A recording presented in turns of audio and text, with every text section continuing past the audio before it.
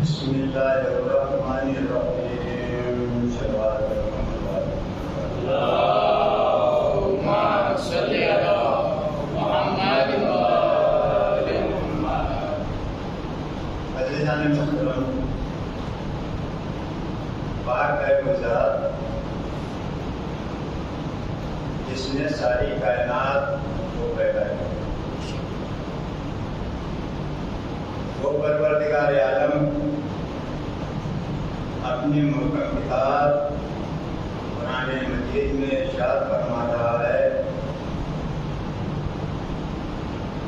شروع کرتا ہوں میں اس اللہ کے نام سے جو رحمان الرحیم۔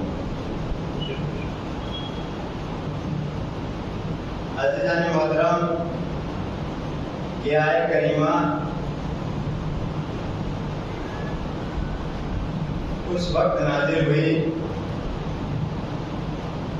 جب قرآن مجید قلب پیغمبر پر اترا بھی نہیں تھا۔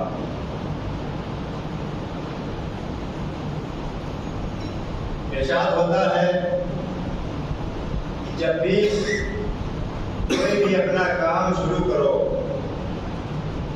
شروع کرنے سے پہلے اس آیت کریمہ کی تلاوت کیا کرو، کیونکہ پروردگار عالم اس آیت کریمہ کے پڑھنے والے کو کے اوپر پہلی بار تو کوئی عذاب نازل نہیں فرمائے گا، اس کے بعد یہ آیت کریمہ کی اتنی اہمیت ہے، یہ آیت کریمہ اگر ہم نے نماز شروع کرنے کے بعد کسی سورہ پڑھنے سے پہلے نہ پڑھی تو سارا سورہ اور ساری ہماری عبادت رائے گاہ ہو جائے۔ اب کیوں نہ رائے گاہ ہو جائے کہ پروردگار عالم فرماتا ہے کہ اہل بیت،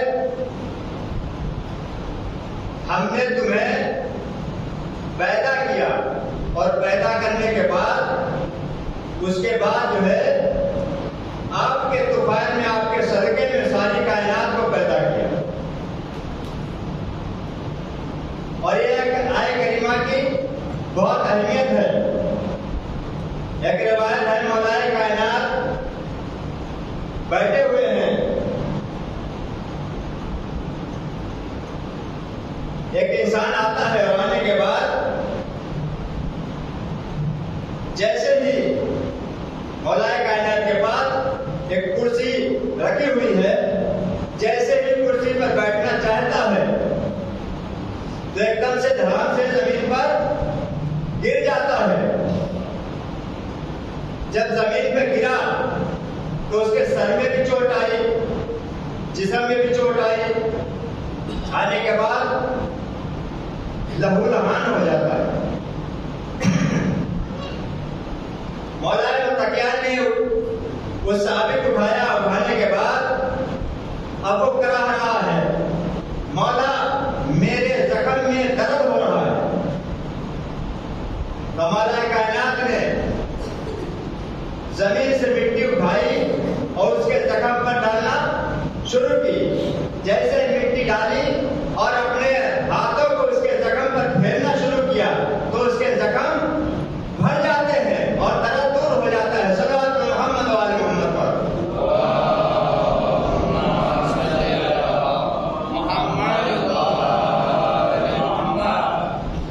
اب ہمارا مولا مخاطب ہوتا ہے آنے والے سے, اے بھائی جب تو آیا میں سامنے بیٹھا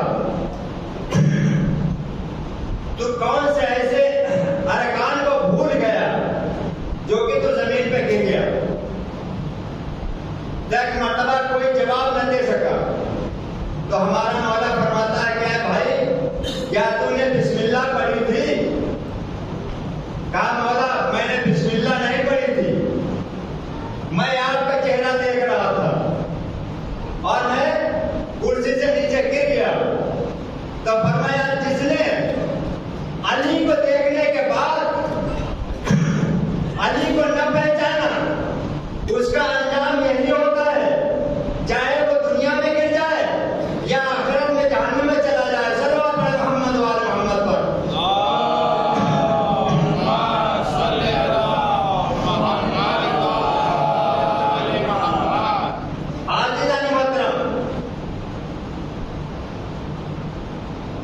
پروردگار عالم کی وہ ذات ہے کہ صدقہ محمد آل محمد کے طفیل میں ساری کائنات کو پیدا کیا. کوئی بھی ممکن ہو جائے, آپ کہیں چلے جائیں اور جانے کے بعد کسی کا گھر تلاش کریں, کسی کا گھر معلوم کریں کہ بھائی میں یہاں آیا ہوں, یہاں پر ہمارا دوست رہتا ہے, اس کا مکان کہاں ہے؟ تو آپ یہی سوال کریں گے مولانا آپ کے دوست کا نام کیا ہے؟ آپ کے دوست کا نام کیا ہے؟ اب میں کہوں میں نام تو نہیں جانتا اور میں گلیوں میں چکر لگا رہا ہوں, گلیوں میں گھوم رہا ہوں, دوست کا نام پتہ نہیں ہے اور دوست کا گھر ڈھونڈ رہا ہوں. ڈھونڈتے ڈھونڈتے شام ہو گئی. جب شام ہو گئی تب ادھر سے گشت والے ایک پولیس والا آ گیا اور آنے کے بعد پوچھتا ہے کہ بھائی کہاں جانا ہے؟ میں نے کہا کہ میں اپنے گھر دوست کا گھر تلاش کر رہا ہوں, میں اپنے دوست کے گھر جانا چاہتا ہوں, کیا آپ پتہ بتا دیجئے. تو وہ پوچھے کہ تمہارے دوست کا نام کیا ہے, اس کا مکان کہاں ہے, کون سے محلے میں ہے؟ نہ مجھے محلہ معلوم ہے نہ مکان معلوم ہے, دوست کا گھر تلاش کر رہا ہوں. ہاں جی جان محترم, تو وہ مجھے آوارہ گردی میں لے جا کے بند کر دے گا کہ تم 420 ہو. تمہارا دوست اگر دوست ہوتا تو اس کا نام پتہ تمہیں معلوم ہوتا ہے. ہاں جی جان محترم, آج جو حضرات جب خانے کعبہ کا جو طواف کرتے ہیں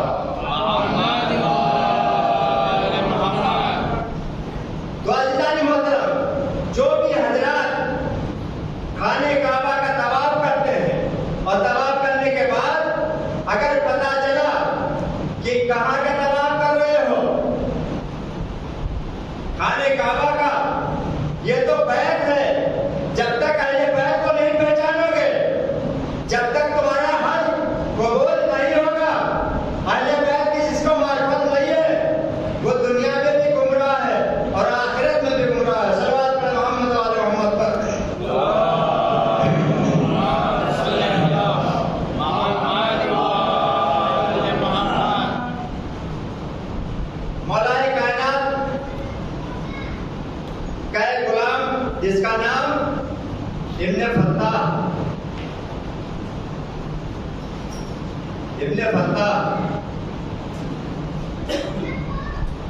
تو روایت میں ملتا ہے کہ مولا کائنات کے مقابلے میں جو بھی آئے ان کا انجام کیا ہوتا ہے؟ تو ارشاد کرتا ہوں کہ مدع علی کے سامنے ورنہ کرے گا تو مدع علی کے سامنے ورنہ کرے گا تو اور مذہب بھی ایک بار میں ہوتا ہے ایک دو مذہب بھی ایک بار میں ہوتا ہے ایک دو اور کمبر سے ہاتھ خود میں کمبر ملائے گا مولا ہے خود میں کمبر ملے گے تو صلوات پر محمد والے محمد پر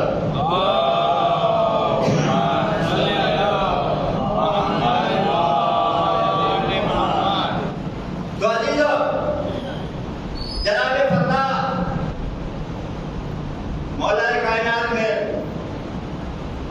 بہت سی جنگیں ہوئی ہیں جنگ میں قتل کر دیا جناب فتح بادشاہ شہزادہ یہ جا رہے ہیں جنگل میں اس نے دیکھا کہ بہت ہی خوبصورت عورت پیدل جا رہی ہے بادشاہ اور وزیروں کے یہ حال ہوتا ہے کسی کو یہ چیز دکھائی دے تو اس کے پیچھے پڑ جاتے ہیں جب پیچھے پڑ گئے اس عورت کے پاس گئے اور اپنا اس سے محبت ظاہر کی تو وہ غصے میں کھڑی ہو گئی بولے تو کون ہے؟ کہا کہ میں تجھ سے شادی کرنا چاہتا ہوں وہ تو غصے میں تھی اس کا شوہر مارا گیا تو عزیز علی محترم غصے سے کھڑی ہو گئی کہ تم مجھ سے شادی کرے گا ادھر شہزادہ تھا کہا کہ ہاں میں تجھ سے شادی کروں گا کہا تو شادی کرے گا تو میری ایک شرط ہے اگر شرط پوری کر دے میں تجھ سے شادی کر لوں گی کہا کہ کیا شرط ہے اب وہ عورت کہتی ہے کہ مجھے علی کا سر چاہیے مجھے علی کا سر چاہیے علی کا سر لیا میں تجھ سے شادی کر لوں گی کہا کہ یہ کون سی بڑی بات ہے وعدہ کر لو کہا کہ میں اسی مقام پہ ٹھہری ہوں اور آپ سر لے کے آؤ اس کے بعد میں شادی کر لوں اس نے اپنی گھوڑی کو تان دیا شہزادے نے اپنے گھوڑے کو روانہ کیا کہاں جا رہا ہے اب یہ مدینے کی طرف جا رہا ہے جب شہر مدینہ پہنچا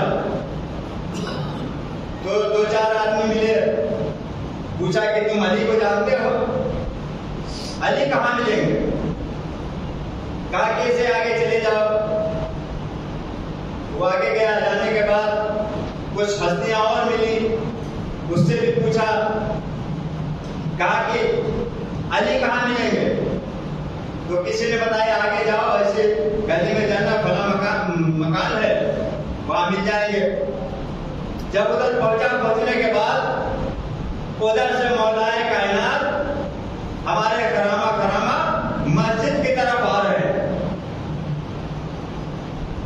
اس نے گھوڑی کو روکا روکنے کے بعد کہتا کہ بتاؤ علی کہاں ملیں گے تو ہمارا مولا فرماتا ہے کہ علی سے کام کیا ہے تمہیں علی سے کام کیا ہے کہا کہ مجھے ان کا سر چاہیے کہا ٹھیک ہے ان کا سر چاہیے پہلے مجھ سے مقابلہ کر لے اگر تو مجھ سے جیت گیا تو علی سے جیت جائے گا کہا کہ ٹھیک ہے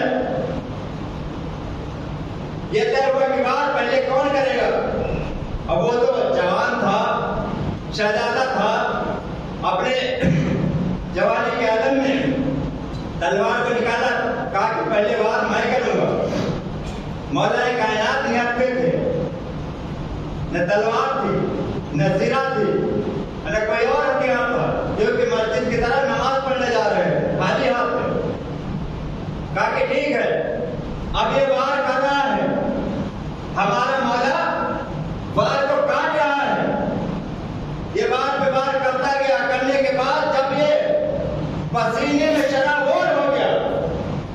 گیا تو ایک مرتبہ کھڑا ہو جاتا ہے، اور کھڑا ہونے کے بعد پھر ہمارا مولا کہتا ہے اور تجھے وار کرنا ہے؟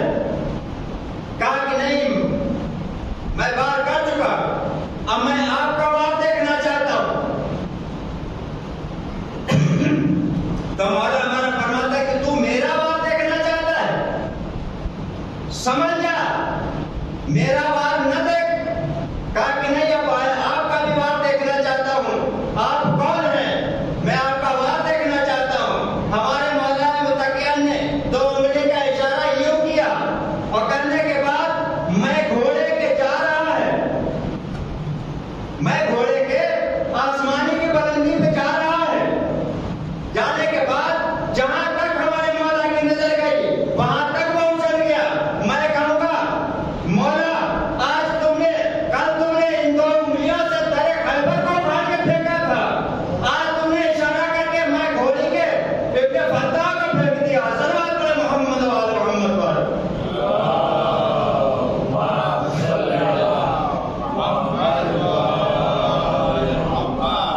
اب جانے کے بعد اب یہ کہتا ہے ہائے میں مر گیا، ہائے میں مرا۔ جب مولا متقیان کو ابراہیم آیا، انہوں نے انگلی کا اشارہ نیچے کی طرف کیا، اب نیچے آ رہا ہے، اب کیا کہہ رہا ہے؟ یا علی مدد، یا علی مدد، یا علی مدد۔ پہچان لیا تو نے علی کو؟ آنے کے بعد میں گھوڑے کے نیچے آ جاتا ہے، آنے کے بعد قدموں پہ گر جاتا ہے کہ بتائیے آپ کا نام کیا ہے؟ کہا کہ انا علی ابن ابی طالب علیہ الصلوۃ والسلام۔ صلوات پڑھیں محمد و آل محمد پر۔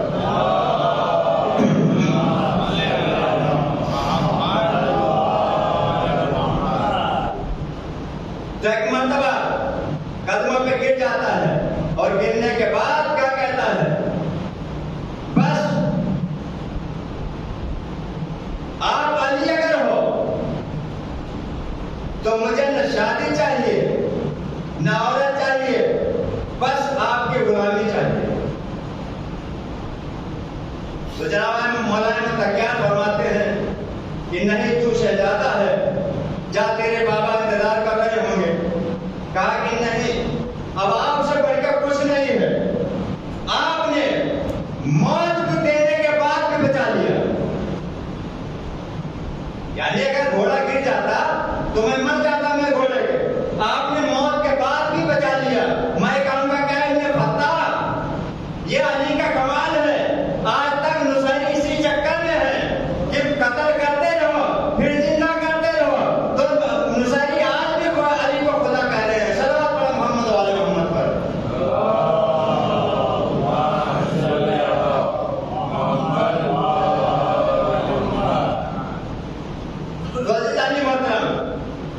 جب غلامی قبول کر لی، قبول کرنے کے بعد اب ہمارے مولا نے ایک نام کو تبدیل کیا، نام پوچھا، حسب و نسب پوچھا کہ میں ابن فتح ہوں، فتح کا بیٹا ہوں۔ تو فرمایا کہ آج سے تم فتح نہیں ہو، جب آپ میری غلامی قبول کرنا چاہتے ہو تو آج سے میں نے آپ کا نام قمر رکھا ہے۔ صلوات پڑھیں محمد و آل محمد پر۔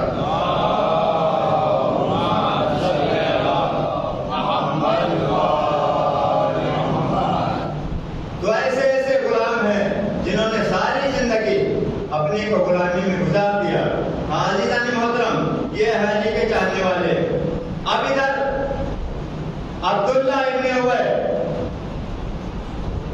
علی کا دشمن، علی کے پاس آتا ہے۔ آنے کے بعد اے علی، میں آپ کی اور آپ کے بھائی کی دعوت کرنا چاہتا ہوں۔ رسول اسلام نے یہ منظور کر لیا، قبول، دعوت کو قبول کیا۔ اب اس کا پلان یہ تھا کہ ان کی دعوت کرنے کے بعد ان کو کھانے میں زہر دیا جائے، اور زہر دینے کے بعد ان ہستیوں کو تمام کر دیا جائے۔ اب رسول اسلام فرماتے ہیں کہ یار بھائی دیکھیے، دعوت میں میں اکیلا نہیں ہوں، دعوت میں میرا بھائی علی ہے، کچھ صحابہ میں ہے جو میرے مخصوص خاص ہیں اور کچھ صحابہ کے ساتھ ہی بھی ہے. اگر اتنے لوگوں کی تو دعوت کرے تو کوئی بات نہیں ہے. تو مجبوراً اس نے ایسا ہی کیا. ادھر کھانے کا اہتمام ہوا. اس کی لڑکی نے کہا کہ کھانا میں بناؤں. کھانا بنایا. کھانا بنانے کے بعد کھانے میں زہر ملایا. جب کھانے میں زہر ملایا ادھر دوسرا مرحلہ کیا آیا کہ جہاں پہ کھانے کی دعوت رکھی گئی وہاں پہ بہت بڑا ایک گڑھا کھودا گیا. اس کے اوپر اس طرح سے قالین کو بچھایا گیا اور اس کے نیچے خنجر اور نیزے کھڑے کیے گئے کہ سب سے پہلے اسی کا ڈھہ میں گر جائیں گے, اس میں سماپت ہو جائیں گے. اس سے اگر بچ گئے تو کھانے میں جو زہر ملا ہے وہ نہیں بخشے گا. اس کے بعد چند آدمیوں کو اپنے گھر کے چاروں طرف لگا دیا کہ دیکھو اگر بچ جائیں, کھانے کے بعد بھی بچ جائیں تو ان کو تلوار اور نیزوں سے قتل کر دیں گے. دعوت تیار ہوئی. رسول اسلام نے نماز کے بعد تمام صحابہ کو جمع کیا اور جمع کرنے کے بعد پہنچ جاتے ہیں. اب اس نے دیکھا کہ کئی سو آدمی آ کے رسول اسلام سے فرماتا ہے کہ میں نے جو ہے کچھ لوگوں کی دعوت کی تھی, آپ تو جو ہے بہت لوگ لے آئے ہو. کہا کہ اس کی فکر نہ کرو جو ہمارے ساتھ میں ہیں. کہا کہ اتنی بڑی میرے پاس جگہ بھی نہیں ہے جہاں پہ میں بٹھا سکوں. کہا کہ اس کی بھی فکر مت کرو. اب اسی گڈھے پہ جو قالین بچھی ہوئی تھی کہا کہ یا رسول اللہ آپ اور علی اور آپ کے خاص صحابہ یہاں بیٹھ کے کھانا کھا لیجئے, باقی اور جو مہمان ہیں جو ساتھ میں آئے ہیں ان کو میں باہر کھلا دیتا ہوں. کہا کہ نہیں, سب میرے ساتھ کھائیں گے. سب اس کمرے کے اندر اب ایک ایک جیسے رسول اسلام داخل ہوئے اس قالین پہ پیر رکھا تو پروردگار عالم نے اس قالین کو بحیثیت پتھر کے بنا دیا. رسول اسلام جا کے بیٹھ جاتے ہیں. تمام صحابہ جو 700 کے قریب تھے, 700 اس کی اسی درازی کوٹری کے اندر سب کے سب سما جاتے ہیں. اور سمانے کے بعد اب وہ تعجب میں ہے کہ جس میں 7 آدمی کا آنا مشکل تھا اس میں 700 آ گئے. یہ کون سا ماجرا ہے؟ اب وہ دیکھتا ہے کہ ہر انسان کے آگے ایک انسان کی جگہ خالی پڑی, ایک انسان کی جگہ خالی ہے. اب وہ تعجب میں ہے کہ چادر پھٹی نہیں, یہ لوگ گڈھے میں گرے نہیں. کہا کہ ٹھیک ہے. جب دیکھا کہ یہ کوئی معجزہ ہے, یہ کوئی ان کا جادو ہے, بہرحال اب کھانا لایا گیا. کھانا دسترخوان بچھا کے کھانا لگایا گیا. کھانا تھوڑا سا. رسول اسلام نے علی کی طرف دیکھا. علی مسکرائے, یا رسول اللہ کھانا تھوڑا ہے, لوگ زیادہ ہیں. کہا کہ علی پریشان مت ہو, سب سے پہلے لقمہ میں لیتا ہوں.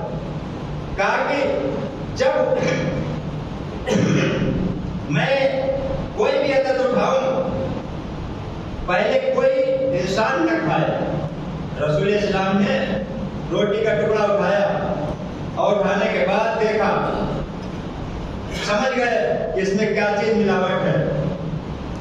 کیونکہ اب آج ان کو نبوت دکھانی, نبوت کا معیار دکھانا تھا. بہرحال رسول اسلام نے کھانا کھایا. کھانے کے بعد علی کی طرف اشارہ کیا, سلمان ابو ذر قمر کی طرف اشارہ کیا. اب سب لوگ کھانے لگے. کھانے کے بعد یہاں تک کہ سارا مجمع کھانا کھا رہا ہے. کھانا کھاتے کھاتے کھانا بچ بھی گیا. میں کہوں گا کیا ہے منحوس جو تو نے اہل بیت کو, نبی کو ختم کرنے کی سازش رچی تھی, تیرا کھانا بھی بچ گیا اور یہ اہل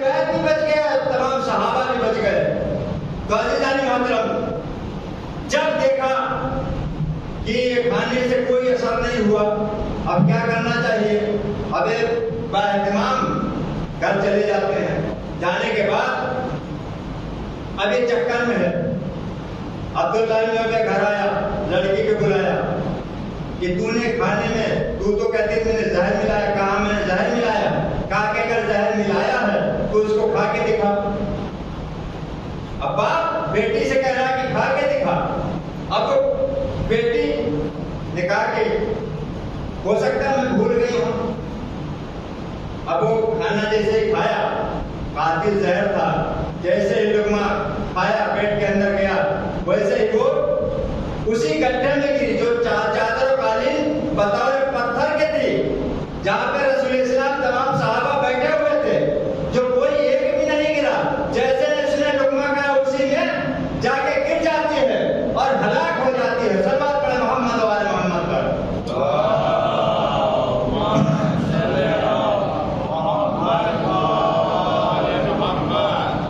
اب ادھر خبر ہو گئی کہ لڑکی کی وفات ہو گئی۔ اب یہ راز کو چھپا بھی رہا ہے کہ اے لوگوں، یہ گھر کا راز ہے، یہیں تک رکھنا، کیونکہ رسول اسلام جب نماز میت پڑھانے آئیں گے یہ مت بتانا کہ ایسا ایسا قصہ ہے، یہ بتا دینا کہ وہ لڑکی بیمار تھی اور گڈھے میں گر گئی، اس کی موت واقع ہو گئی، یہی رچنا رچی گئی۔ مگر رسول اسلام مسکرائے، کیا بھائی کیا ہوا؟ کہا کہ وہ لڑکی کی وفات ہو گئی، آپ کو نماز میت پڑھانی ہے، اور کہا کہ ٹھیک ہے۔ لڑکی کیسے گر گئی؟ لڑکی گڈھے میں کیسے گری؟ تیرا گھر تو چھوٹا تھا، جہاں ہم سب نے کھانا کھایا، وہاں تو کہیں ہم نے گڈھا دیکھا بھی نہیں، اور تو بتا رہا ہے کہ اس گڈھے میں گر گئی۔ تو ایک مرتبہ رسول اسلام فرماتے ہیں کہ گڈھے میں چھپایا کیا تھا؟ تو نے انتظام کچھ اور کیا تھا۔ اور جیسے وہ مثال ہوتی ہے کہ دوسرے کے لیے گڈھا کھودو تو خود گر جاتے ہو۔ صلوات پڑھیں محمد و آل محمد پر۔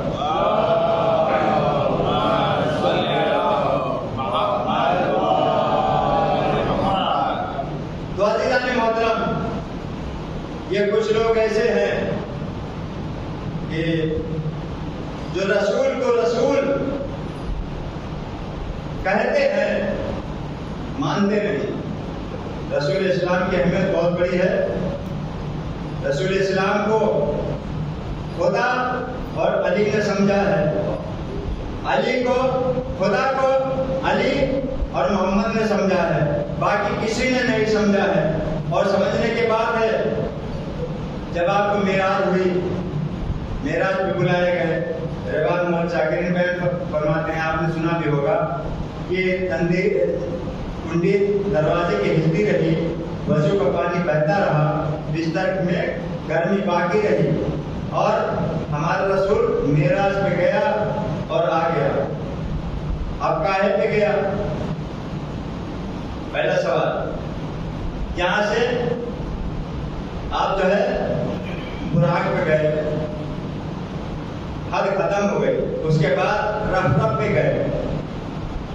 اس نے جا کے آخری منزل کو کہا کہ یا رسول اللہ میری منزل ختم، اب میں آگے نہیں بڑھ سکتا۔ جبریل ساتھ میں، کچھ حد تک جبریل پہنچے، یا رسول اللہ اب میں اس سے آگے نہیں بڑھ سکتا، کیونکہ ہر شے کی حدیں معین ہیں۔ اب رف رف چندن پہنچ گئے، رسول اسلام معراج پہ پہنچ گئے۔ پہنچنے کے بعد کیا دیکھا؟ پروردگار عالم نے اپنے نبی کو کیوں بلایا؟ ایک خاص مقصد تھا۔ مقصد کیا تھا؟ ہمارا نبی جب بستر سے اٹھ کر وضو کر کے رف رف اور زندن پہ بیٹھ کر گیا، اور جانے کے بعد جب سدرۃ المنتہا کی منزل پر پہنچا، تب وہاں کیا دیکھا؟ گفتگو ہوئی، بات چیت ہوئی۔ بات چیت میں جواب کون دے رہا ہے؟ علی سے جو بات کر رہا ہے بھائی خدا کا منہ تو ہے نہیں، خدا کے ہاتھ پیر تو ہے نہیں، اب بات ہو رہی ہے۔ رسول اسلام فرماتے ہیں یہ کلام جو کر رہا ہے یہ لہجہ میرے بھائی علی جیسا ہے۔ میں کہوں گا کیا رسول اللہ، علی جیسا نہیں، علی ہی بات کر رہے ہیں۔ اب رسول اسلام فرماتے ہیں پروردگار عالم میں تو ان سواریوں پہ گیا اور تو نے علی کو کس پہ بلا لیا جو مجھ سے کلام کر رہا ہے؟ علی کون سی سواری پہ گئے؟ کوئی ذاکر نے نہیں بیان کیا ہوگا، کوئی روایت میں نہیں ملا ہوگا کہ رسول اسلام تو معراج ہوئی، براق پہ گئے، رفقہ پہ گئے اور دوسری سواری سے گئے۔ ہمارا مولا کس سواری سے گیا؟ صلوات پڑھ محمد والے محمد پر۔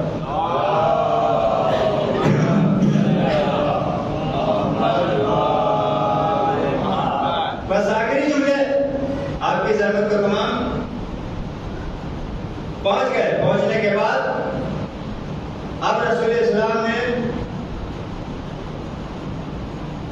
اپنے رب سے یا ربی مجھے کیوں معراج کرائی؟ آج تک آپ نے سنا ہوگا کہ سب لوگ اللہ سے مانگتے، سب لوگ اللہ سے مانگتے۔ کیا آپ نے سنا اللہ نے بھی کوئی چیز کسی سے مانگی ہے؟ پروردگار عالم نے نبی سے یا ہم جیسوں سے یا تمام مومنین سے کچھ مانگا ہے، دیا ہے؟ مانگا نہیں ہے۔ اب رسول اسلام کو بلایا، اے پروردگار تو نے مجھے معراج پہ کیوں بلایا؟ کہا کہ میں نے، یا میرے حبیب، اے میرے دوست، اے میرے محبوب، میں نے تجھے اس لیے بلایا کہ آج میں تجھ سے کچھ مانگنا چاہتا ہوں۔ عزیزو کیا فرماتا ہے پروردگار عالم اپنے نبی سے؟ میں کہوں گا کیا پروردگار عالم تو نے ساری مرضی علی کو دے دی، ساری نبوت 1,24,000 انبیاء کی نبوت نبی کو دے دی۔ اب تو نبی سے کیا مانگ رہا ہے؟ اب سنیے کیا مانگ رہا ہے۔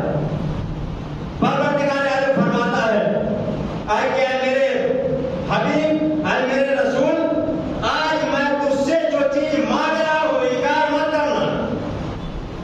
تو رسول اسلام خاموش کہ پروردگار عالم کے پاس سب کچھ ہے، دے سکتا ہے، حل مشکلات ہے، وحدہ شریک ہے۔ اگر جس چیز کو بے جان کو بھی جان ڈالتے تو وہ جاندار بن جاتی ہے۔ آج مجھ سے کیا مانگے گا؟ میں پروردگار عالم کو کیا دوں گا؟ اب اسی اصلا میں رسول اسلام پریشان ہے، پریشان بیٹھے ہیں کہ پتہ نہیں پروردگار عالم مجھ سے کیا چیز مانگے گا۔ تو آواز آئی، لہجے میں علی کی آواز آ رہی، لہجہ علی کا آ رہا ہے۔ کہا کیا اے میرے حبیب میں تجھ سے آج اس معراج پہ تیری بیٹی کا ہاتھ مانگ رہا ہوں، تیری بیٹی کا ہاتھ مانگ رہا ہوں، انکار مت کرنا۔ رسول اسلام نے سر کو جھکا دیا۔ سر کو جھکانا اس بات کی علامت ہوتی ہے کہ ہم نے آپ کی شرط کو منظور کر دیا، یہی ہوتا ہے نا۔ ٹھیک، اب حکم ہوا اے میرے حبیب سیر کر لو، اب یہاں تک آئے ہو تو سیر کرو۔ اب ہمارا حبیب جب جنت کی سیر کر رہا ہے تو کیا دیکھتا ہے؟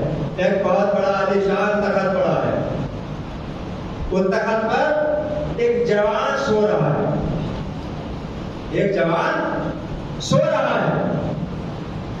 وہ جوان کی دھانی رنگ کی چادر اوڑھے ہوئے سویا ہوا ہے، کہاں؟ جنت میں۔ اور جوان کا ہاتھ تخت کے نیچے، یہ دیکھ رہے ہیں نا، یہ ہاتھ تخت کے نیچے لٹکا ہوا ہے. دودھ کی نہر، شہد کی نہر، پانی کی نہر، یہ سب نہریں وہ جوان کی انگلیوں سے بہ رہی ہیں. نہریں نہر نہیں، نہریں کئی ہزار کئی سو نہریں ہوتی ہیں، نہر ایک ہوتی ہے. نہریں بہ رہی ہیں. اب رسول اسلام پریشان ہے. آج میرے پروردگار یہ جوان کون ہے کہ جس کی انگلیوں سے نہریں بہ جا رہی ہیں؟ تو آواز قدرت آتی ہے، کیا میرے حبیب جا کر دیکھ لو.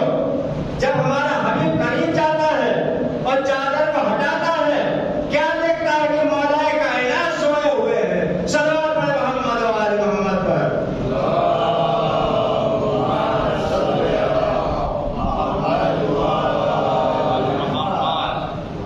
علی سویا ہوا ہے. اب میں تمام امت مسلمہ سے کہوں گا کہ اگر آپ کو اب اگر جنت میں جانا ہے، اگر علی سے عداوت ہے، تو کسی نہر کا پانی نہیں ملے گا، کیونکہ علی کی انگلی کا صدقہ ہے. صلوات پڑھیں محمد و آل محمد پر.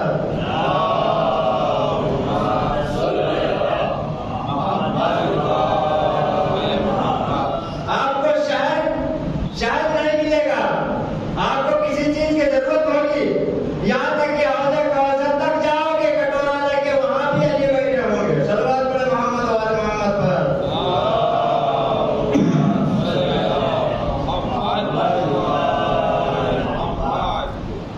اب رسول اسلام نیچے آئے، واپس آ گئے، میرا سے واپس آ گئے.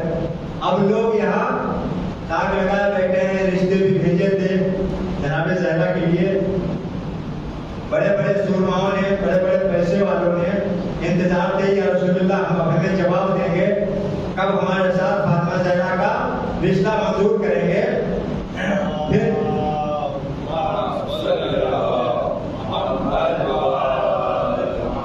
اب اسی طرح میں رسول اسلام معراج پہ گئے، واپس سے اب جواب دیں گے.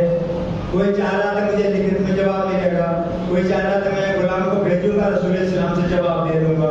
جواب دے دیں گے. ہم پیسے والے ہیں، ہمارا سب نسب اچھا ہے. کوئی کہے گا کہ ہمارا پریوار زیادہ ہے، لوگ زیادہ ہیں، تو رسول اسلام ہمارے ساتھ رشتہ کر دیں گے. تو سب جب کئی دن تک کوئی خبر نہ ملی تو سب کے سب اب رسول اسلام کے گھر کے دروازے پہ آ جاتے ہیں. یا رسول اللہ، میں تو آپ کے جو میں نے بھیجا تھا اس کا جواب آپ نے نہیں دیا. کہا کہ میں نے اپنا مدعا اس پر چھوڑا ہے، اپنا مدعا اس وحدہ شریف پر چھوڑا ہے، جہاں میں چاہے گا. میں کہوں گا یا رسول اللہ آپ ہاتھ تو دے آئے ہو، اچھا جواب ہے، اس پہ چھوڑا ہے. اب آواز قدرت آئی، کیا میرے حبیب میں آسمان سے ستارہ کو نازل فرماؤں گا، اور ستارہ جہاں جائے گا دنیا دیکھ لے، انتظار کر لے، لوگوں کو بتا دو کہ پروردگار عالم ستارہ بھیجے گا. ستارہ جس کے دروازے پہ آئے گا اسی کے ساتھ فاطمہ زہرا کا رشتہ ہوگا. صلوات پڑھیں محمد و آل محمد پر.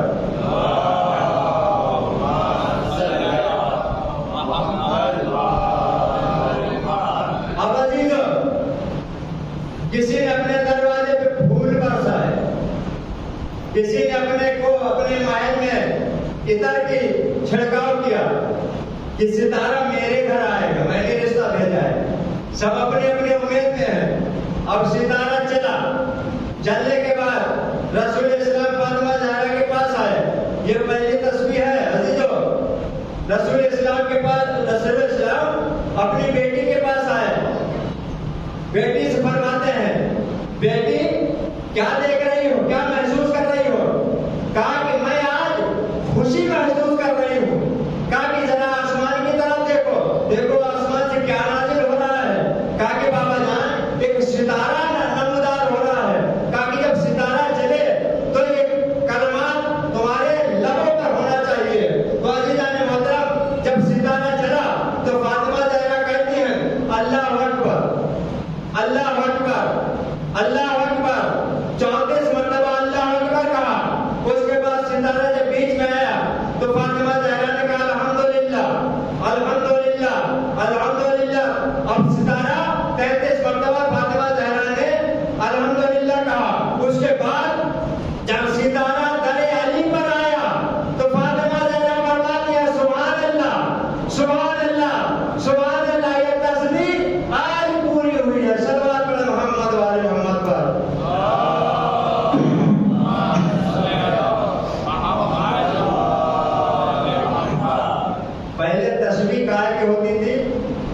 پہلے یہ دانے کی تصویر نہیں ہوتی، نہ خاک شفا کی تھی، کیونکہ واقعہ کربلا سے پہلے کا یہ واقعہ ہے.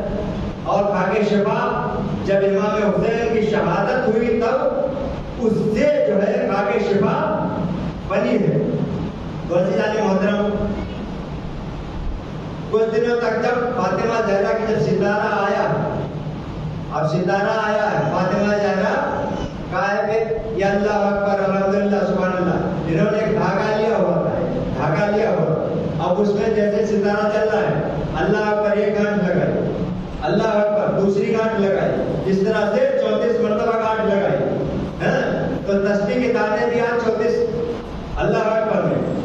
اس کے بعد الحمدللہ 33 بار 33 گانٹھیں لگائی. اس کے بعد سبحان اللہ پھر 33 مرتبہ گانٹھ لگائی. 100 دانوں کی تسبیح مکمل ہو گئے. اس کے بعد جب جناب حمزہ شہید ہوئے تو جناب حمزہ کے قبر کی مٹی کی تسبیح بنائی گئی. اس کے بعد دانے، اس کے بعد کچھ عرصے تک چلتی رہی. اب اس کے بعد جو ہے جب شہادت واقع کربلا ہوا، اس کے بعد جو ہے یہ خاک شفا ایسی شفا بنی ہے کہ جو آج تک موجود ہے. دنیا کے ہر مٹی کھانا جائز نہیں ہے، اور یہ مٹی خاک شفا جو ہے اہل بیت فرماتے ہیں کہ خاک شفا کو، یہ مٹی جو ہے خاک شفا کو اپنے بچوں کو چکھاؤ، تاکہ جو بھی کدورت ہوگی، جو بھی بیماری ہوگی، جو بھی حسد و کینہ ہوگا، یہ دور ہو جائے گا. عزیزان محترم، کتنا بڑا مرتبہ ہے. عزیزان محترم، یہ اہل بیت نے بتایا ہے، مگر دنیا نہ سمجھی. اہل بیت کو کربلا بلا کر 3 دن کا بھوکا و پیاسا شہید کر دیا. عزیزان محترم، آج کی تاریخ بہت غم کی تاریخ ہے. کچھ شہداء کے 20ویں کی مجلس ہے، جن کا 20واں نہ 10واں کربلا میں نہ ہو سکا. آج ہم تمام کے تمام مومنین منا رہے ہیں. کس کا 10واں، کس کا 20واں. عزیزان محترم، آج وہ تاریخ ہے، ہم اپنی شہزادی کو غصہ دیں گے، کیونکہ 11 محرم کو جب یہ قافلہ چلا ہے تو ایک مرتبہ جناب زینب فرماتی ہیں کہ اے شمر، ہمارے قافلے کو ادھر سے لے چل جدھر سے ہمارے وارثوں کی لاشیں پڑی ہوئی ہیں. عزیزان محترم، ذرا میری طرف دیکھیں. جناب زینب کے ہاتھ پدے پشت بندھے ہوئے تھے اس طرح سے، یعنی ہاتھ پیچھے کی جانب بندھے ہوئے تھے، اور آپ بے کجاوا اونٹ پر سوار تھی. جب اونٹ چلتا تھا، چلنے کے بعد جب جناب زینب کی سواری شہداء کے قریب پہنچتی تھی، ہر شہداء اپنے کو تڑپ رہا ہے، ہر شہداء جناب زینب کو یاد کر رہا ہے. تو ایک مرتبہ جناب زینب نے کہا کہ اے شم، ذرا میری سواری کو روک لے، میں اپنے بھیا عباس سے رخصت ہو لوں، میں اپنے قاسم سے رخصت ہو لوں، میں علی اکبر سے رخصت ہو لوں. ایک مرتبہ جب یہ اجازت نہ ملی، جب لاشِ حسین آیا ہے، آنے کے بعد جناب زینب کو رہا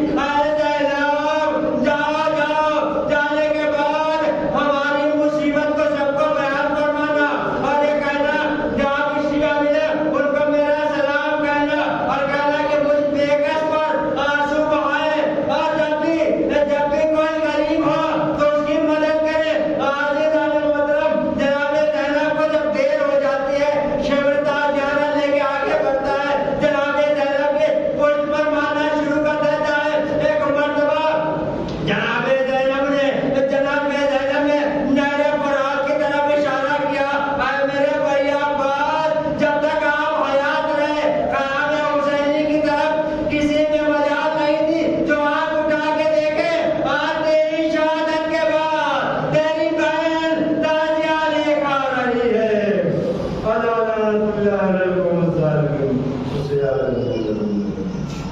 إنا لله وإنا إليه راجعون.